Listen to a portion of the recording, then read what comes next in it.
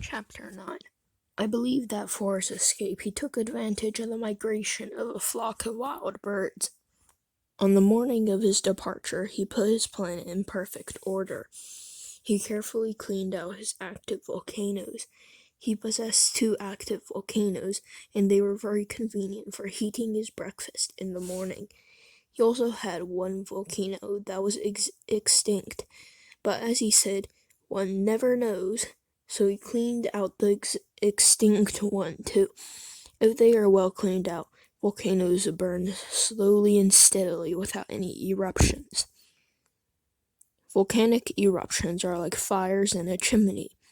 On our Earth, we are obviously too much small to clean out our volcanoes. That is why they bring no end of trouble upon us. The little prince also pulled up, with a sense of dejection, the last little shoots of the baobabs. He believed that he would never want to return. But on this last morning, all these familiar tasks seemed very precious to him. And when he watered the flower for the last time and prepared to place her under the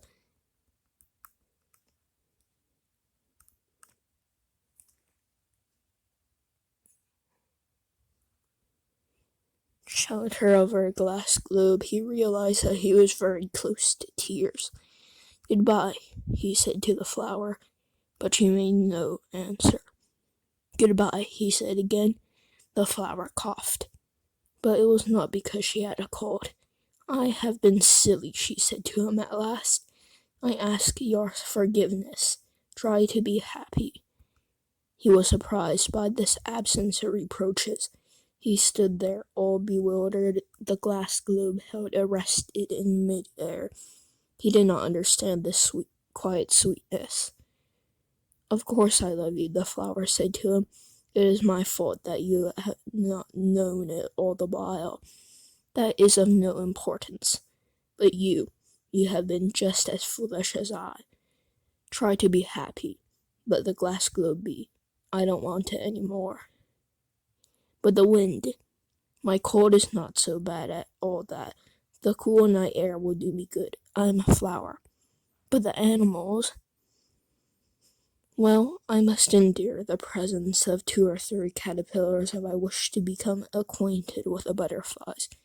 It seems that they are very beautiful, and if not the butterflies and the caterpillars who will call upon me, you will be far away. As for the large animals, I am not afraid of any of them. I have my claws."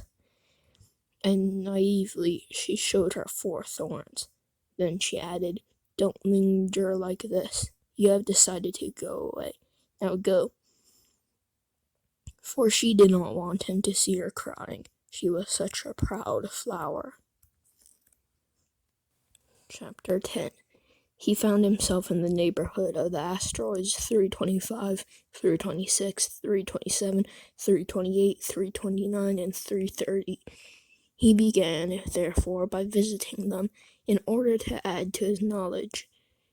The first of them was inhabited by a king, clad in royal purple and ermine. He was seated upon a throne, which was at the same time both simple and majestic. "Ah, here's a subject," exclaimed the king when he saw the little prince coming, and the little prince asked himself, how could he recognize me when he had never seen me before? He did not know how the world is simplified for kings. To them, all men are subjects.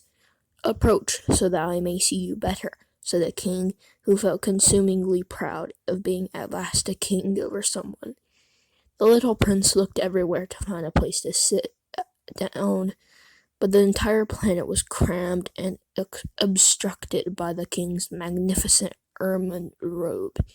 So he remained standing upright, and since he was tired, he yawned. It is contrary to etiquette a yawn in the presence of a king, the monarch said to him. "I forbid you to do so." "I can't help it. I can't stop myself," replied the little prince, thoroughly embarrassed. "I've come on a long journey, and I haven't had no sleep." "Ah, then, said the king. "I order you to yawn. It is years since I've seen anyone yawning. Yawns to me are subjects of curiosity. Come now, yawn again. It is an order." "That frightens me. I cannot any more," murmured the little prince, now completely abashed. "Hum, hum," replied the king. "Then I order you to sometimes yawn and sometimes to—" He sputtered a little and seemed vexed. For what the king fundamentally insisted upon was that his authority should be respected. He tolerated no disobedience. He was an absolute monarch. But before he was a very good man, he made his orders reasonable. "If I ordered a general," he would say, by way of example, "if I ordered a general to change himself into a seabird, and if the general did not obey me, that would not be the fault of the general. It would be in my fault." "May I sit down?" came a timid inquiry from the little prince. "I order you to do so," the king answered him, and majestically gathered in a fold of his ermine mantle. But the little prince was wondering. The planet was tiny.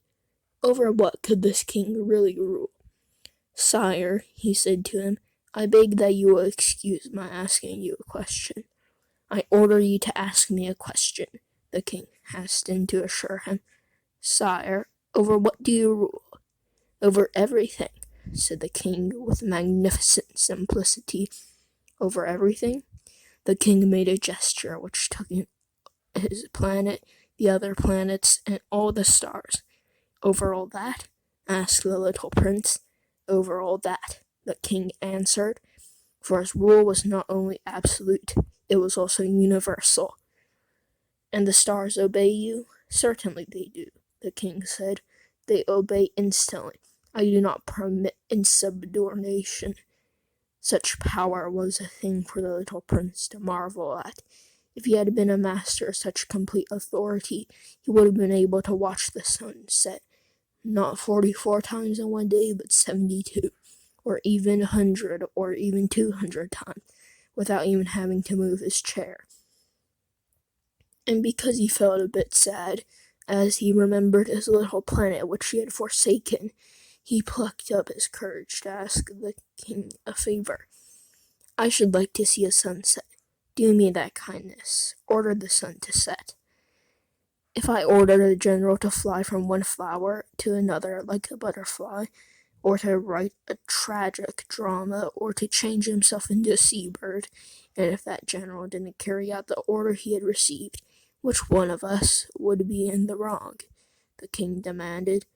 "The general or myself?" "You," said the little prince firmly. "Exactly. Require each one the duty which each can perform," the king went on. "Accepted authority rests first of all on reason. I ordered your people to go throw themselves in the sea. They would rise up in revolution. I have the right to require obedience because my orders are reasonable."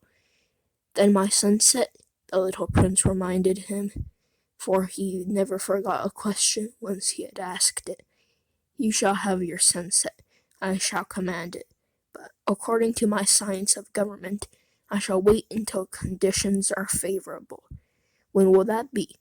inquired the little prince. "Hum, hum," replied the king, and before saying anything else, he consulted a bulky almanac.